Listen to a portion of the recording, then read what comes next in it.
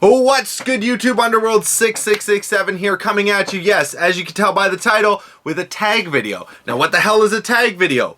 Well, here's a clip from the original tag video created by somebody you may know, Underworld 6667 and Draco DMD. I'll show you what I'm made of. Oh my gosh! So the Kamehameha wave is gonna be your big finishing move? Yeah, haven't seen that one, Goku. Like, yep, no more bouncing. So I make some misplays. I can't bounce frog. I'm stalling for time like crazy. And finally the judges come up to me and like, okay, you can bounce off frog again. The ladies. You will be able to be tagged and answer your own 7 questions so your viewers can find out more about you.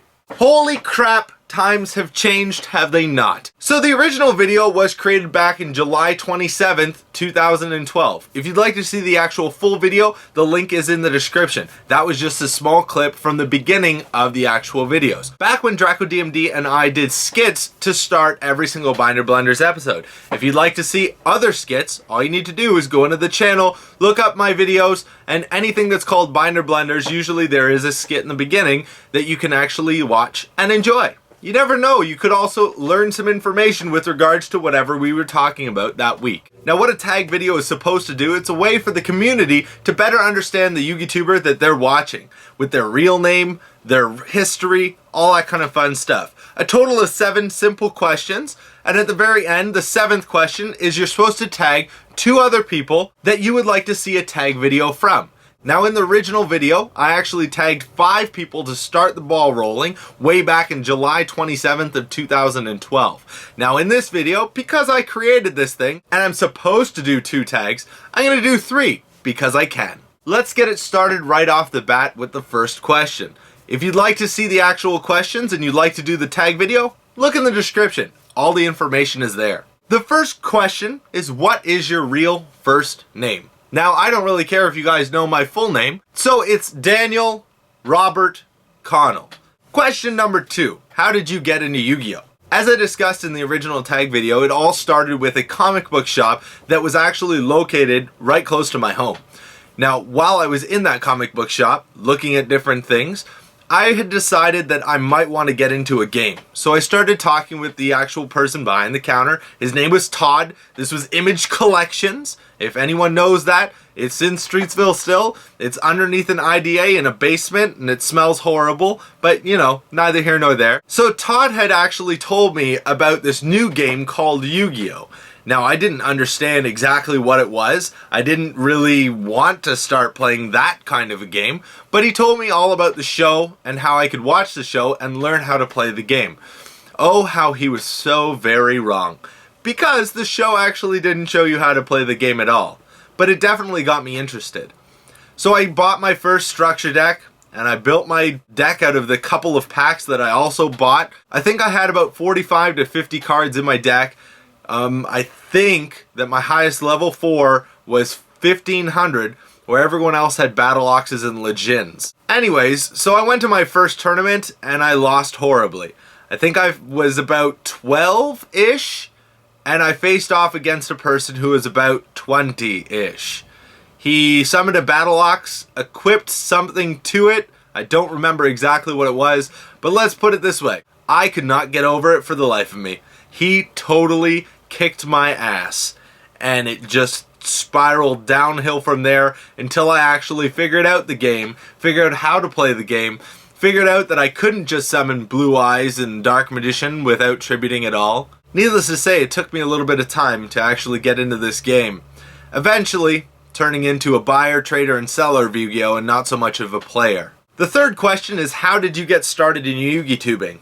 Well, I'm actually 2nd generation, or at least I like to think I'm 2nd generation Yugituber. I didn't start the whole thing. I did not start with Paz Joker. I did not start with Waffles. I did not start with JT the Underdog and Robbie Cole and all that kind of stuff. So what I actually did is I actually saw those guys. Originally, Waffles was my main reason to actually get into Yugitubing. I attended a convention here in Toronto called Anime North. Now, at Anime North, he started recording himself while attending the convention, doing a vlog of sorts. Now, I asked him what was the purpose of actually doing this, because I was from a not internet savvy family where we still had dial-up while everyone else was converting over to cable internet. So I didn't really know what YouTube was. So when he discussed with me regarding YouTube, I decided, you know what, maybe I could actually do that as well. I begged and pleaded for my parents to actually get upgraded internet, which they did. I used my mother's Macintosh computer to record the videos and edit the videos on iMovie. I still use a Mac. I still use iMovie to edit my videos. But really what got me into the actual YouTubing aspect and the reason I actually wanted to do it was actually watching Pause Joker's videos. Now, if you guys don't know who Pause Joker was, he was an original player slash seller, mainly selling, of Yugitube. So he posted up the binders that he had, the collections that he had, the cars that he purchased, just tons and tons of stuff that he had purchased at events or even traded for. So I said to myself, you know, I do that on a regular basis, so you're telling me also I could be making money eventually off of just posting up what I already do in real life? I thought that was a great idea because that way I can extend my profit to even more than just the cards that I actually purchased, but I could also make money off of YouTube. Eventually I got a following. Eventually I started to make YouTube videos just for the hell of it, just for fun. I worked with Draco DMD on making my content better and making those skits that you guys love and enjoy, and the reason that I have 14,000+ subscribers today. Needless to say, I'm hitting it hard. I've been posting up videos on a regular basis as of now. As you guys can tell, I'm going to be planning a Next Great Yugituber competition, so expect that video coming up later on next week. If you guys don't know what Next Great Yugituber is, make sure that you watch that video. It's very important. I'm going to be giving away prizes, not just mats and stuff, but I'm actually going to be giving away packs to not only Yugitubers, but also the viewers participating by watching the Next Great Yugituber. So make sure that you watch that so you can find out all the information. Question number 4. What is the best time that you have ever had at a Yu-Gi-Oh event?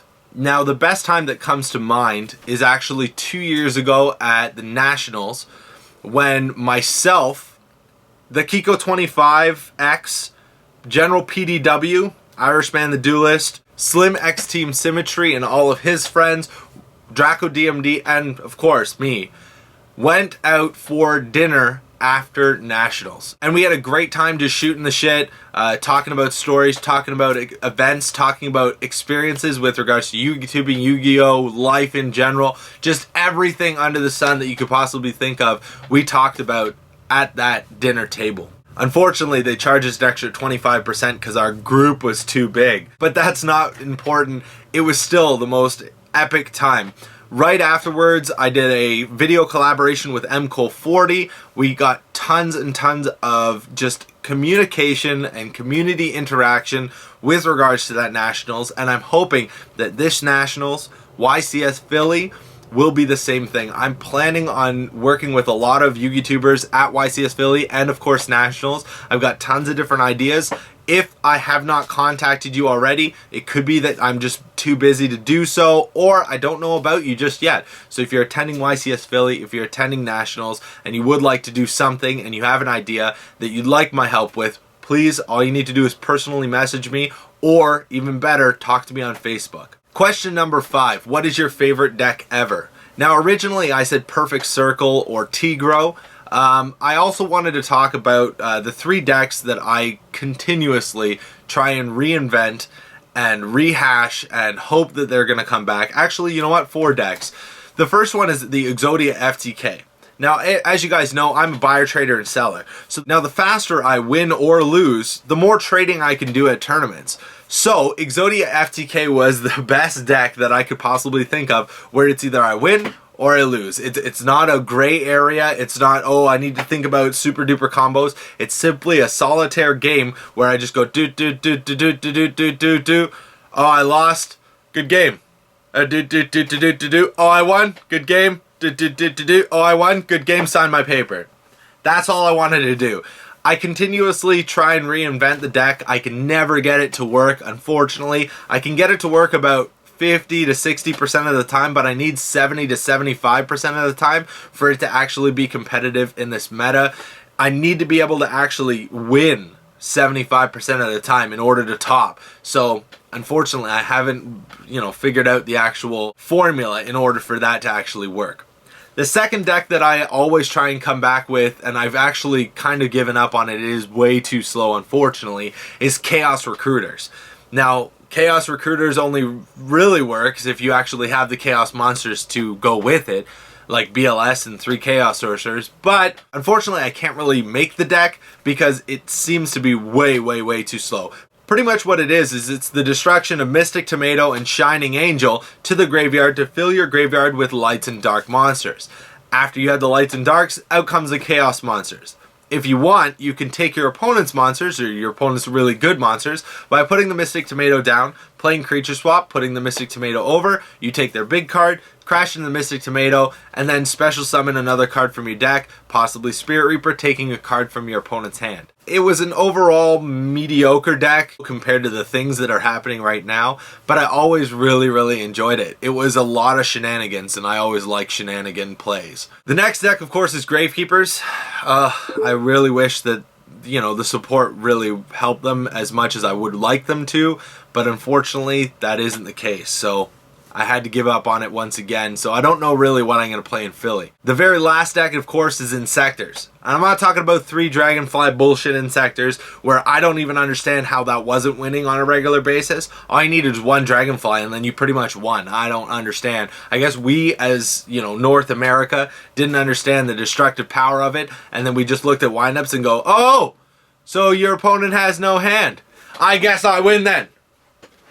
But that wasn't really the case, but I'm not even going to go in there. I really want Insectors to come back. Unfortunately, once again, I don't have time to fool around with decks and try and build the best competitive version of it, but I really wish it could exist. Question number 6, why do you play Yu-Gi-Oh? Well, you guys already know that based upon my channel. I buy, trade, and sell Yu-Gi-Oh as a side business. If you guys see me at tournaments, you can definitely trade me on a regular basis. If you're looking for cards and you're in my area, you can personally message me. If you purchase enough, I will drive down to wherever you are. If you're not close or you don't purchase enough, we can always meet at a local tournament where I can actually, combine everyone together. That way it's profitable for me as well as you get the cards that you need.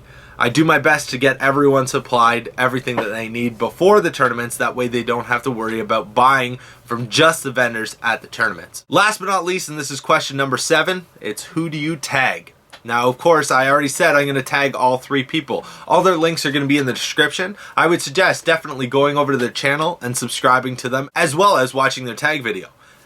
Make sure that you subscribe to the person who tagged me, Alinthio. His channel is also in the description. Tons of people you could be watching, and they're people who generate really good content. The first person that I'm going to be tagging is a fellow Canadian, Sayris13. Sayris 13 is a guy. His name is Neil. He's on the far west coast. I'm going to be tagging him in this video. Make sure that you go over to his channel and subscribe to him. The next person is a fairly new person that I've just discovered, as well as the third person, just to let you know. It's the Cali Effect. Once again, his link is in the description. The very last person that I'm going to be actually tagging is Speedy Steve 2448. So, once again, if you haven't already figured it out, go to the description, click on his link, go subscribe to him, watch his tag video. Thank you guys once again very much for watching. Make sure you check out all the Gold Series premium set that we just opened up, myself and Rini. Make sure to go watch all those funny videos that I've been posting up over the past week. Make sure to look in the description if you want to support the show and buy some t-shirts with your favorite saying on it, with the Yugituber Awards, with the It's Broken logo. Tons of different options for you to choose from. As always, I don't support something that I don't purchase myself. As you can see, I do purchase the shirts before I actually advertise them, so you know they're going to be good quality and you know the company is trusted. But all in all, the biggest thing that you have to remember is not make those binder blunders.